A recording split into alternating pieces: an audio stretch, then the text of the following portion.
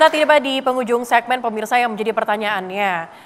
Dananya itu adalah 71 triliun, tapi penyerapannya masih 15 triliun. Pak Tigor, ini bagaimana biar lebih maksimal? Padahal dana untuk tahun depan itu lebih banyak daripada 71 triliun. Baik, terima kasih Mbak Amel. Saya pikir saya jawab secara komprehensif lah ya. Jadi sebenarnya sampai saat ini total per akhir September itu sudah di angka 21 triliun kalau total, 33%. Dari situ memang dari 21 triliun itu 80% itu untuk operasional. Jadi operasional itu apa? Itulah yang untuk membeli bahan baku semua yang dilakukan di SPPG. Jadi sudah lebih kurang 16 triliun ya. Nah kalau kita bayangkan Mbak Amel ya, dana sebesar itu masuk ke seluruh rakyat Indonesia, seperti misalnya sekarang ada di NTT 100 dapur, itu 100 dapur kalau rata-rata satu dapur itu 1 miliar per bulan, kalau dia melayani 3.000 orang. Berarti ada 101 triliun dana masuk di Provinsi NTT untuk menggerakkan ekonomi rakyat. Gimana biar maksimal dananya Pak, 71 Ya. triliun ya? Jadi kita sekarang ini memang harus memperbanyak jumlah infrastruktur, karena yang sangat menentukan tadi, jumlah satuan pelayanan pemenuhan gizinya. Itulah yang sekarang sedang kami percepat supaya bisa kita mempunyai sampai 25.000 nanti di November. Gimana caranya Pak? Caranya satu, kita bekerja sama yang tadi itu ya. SPPG yang ada di daerah terpencil kita kerjasamakan dengan Pemda supaya cepat. Supaya menentukan di mana kita harus bangun, mitranya siapa. Karena yang kedua, kita harus membantu mitra-mitra ini dari sisi biaya. Banyak yang tadi kita bahas itu sebenarnya mereka sudah mendaftarkan, tiba-tiba dia di tengah jalan kehabisan dana.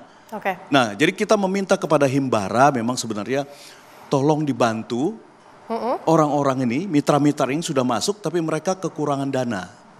Gitu. Nah, ini yang kedua, ini sangat penting sebenarnya dana ini. Baru yang ketiga adalah kita harus bisa menyiapkan sumber daya manusia karena begitu SPPG-nya ready nanti harus ada sumber daya manusianya. Itu tadi 47 orang yang siap untuk bekerja sebagai relawan di setiap satuan pelayanan. Nah, itu tiga itu sangat penting. Jadi keberadaan uang, adanya infrastruktur dan sumber daya manusia. Penyerapan bisa maksimal kalau infrastrukturnya juga maksimal begitu ya. Saya dari Kang Samad dulu, Kang Samad, dana untuk tahun depan itu lumayan tinggi begitu untuk MBG, apa yang didorong dari DPR? Jadi APBN kita 2026 baru disahkan dan alokasinya 336 triliun. Kalau tidak salah ingat untuk program MBG di 2026. Kita mengingatkan pemerintah karena ini adalah postur APBN pertama yang sepenuhnya disusun oleh pemerintah, maka nanti SPPG adalah entitas pemeriksaan yang harus diperiksa oleh BPK RI. Karena itu kepala SPPG-nya, akuntannya juga benar-benar harus diperkuat tutorialnya dalam pengelolaan APBN.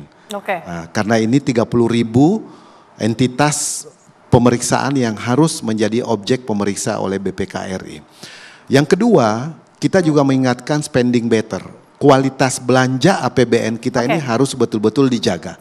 Artinya tepat prosedur, tepat sasaran, tepat manfaat, tepat waktu. Karena tujuan APBN yang dipungut dari pajak rakyat itu untuk mendorong pertumbuhan ekonomi.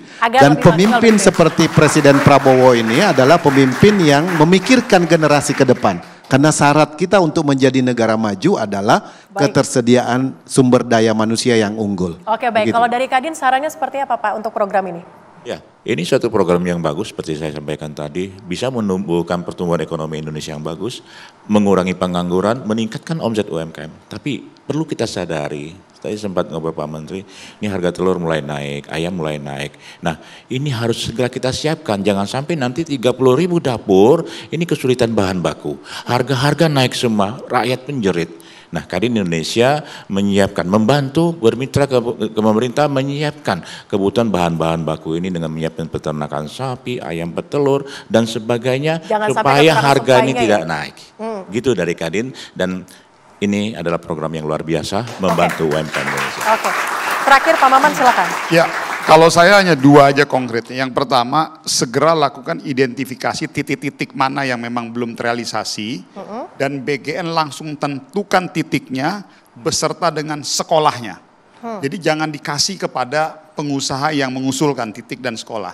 Karena ini potensinya nanti dispute, itu satu.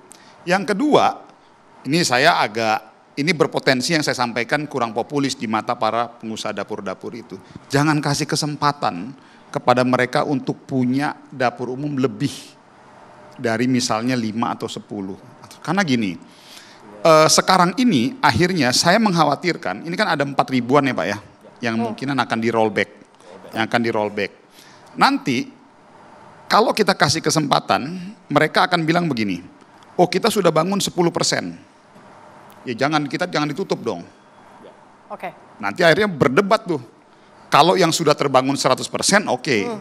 Tetapi terkadang ini nanti isunya, mohon maaf saya agak jauh, kayak di smelter. Jadi pada saat itu misalnya mau dikasih kesempatan sekali, mereka cuma bermain di angka data-data, oh bangun 10% dulu. Baik. Nanti nggak bisa dicoret. Bangun 15% nggak bisa dicoret.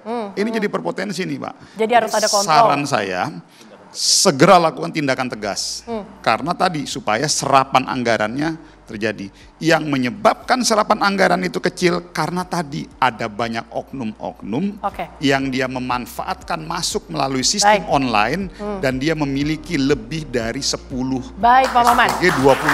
Oke, kita tentunya berharap agar program makan bergizi gratis pemerintah ini dievaluasi dan menjadi program yang dapat menyehatkan dan juga mengatasi stunting yang ada di Indonesia saat ini. Terima kasih para narasumber kita pada malam hari ini. Terima kasih adik-adik mahasiswa dari Atmajaya dan Universitas Bakti. Saya Sely Alexandra. Terima kasih. Sampai jumpa.